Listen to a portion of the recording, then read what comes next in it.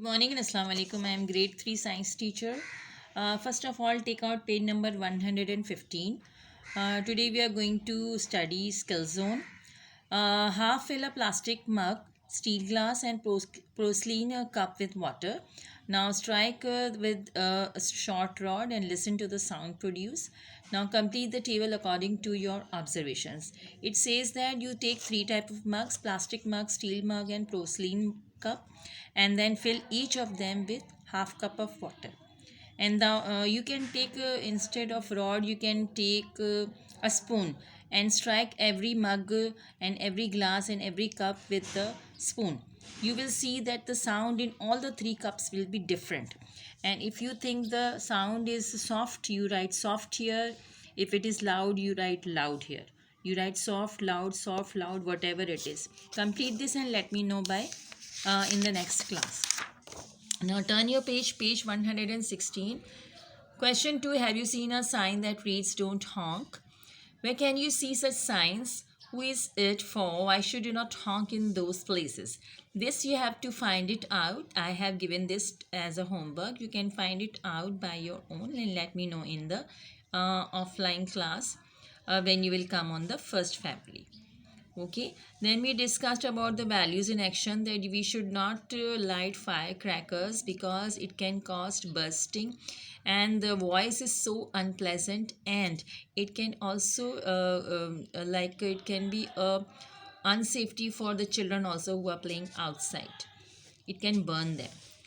Then we have done the testing zone on page 116, the same page. Tick the correct answer. The solar eclipse occurs when the dash comes between sun and the earth. So the answer is moon. When dash is applied on a moving object, it stops. The answer is force. Fill it here in the book. And then question what causes an eclipse?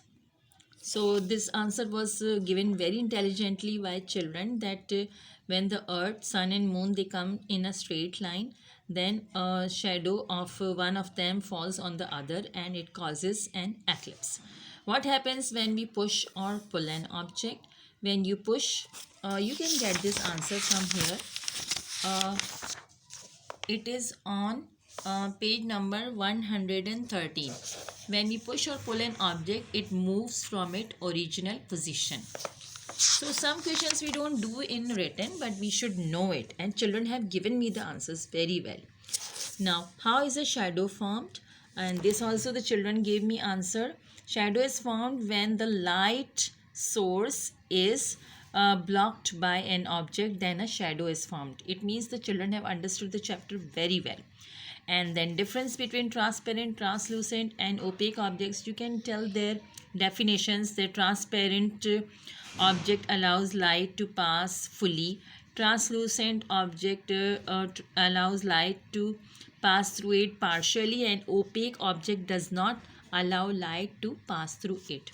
Then I discussed about the project work, that you can make it at home if you want.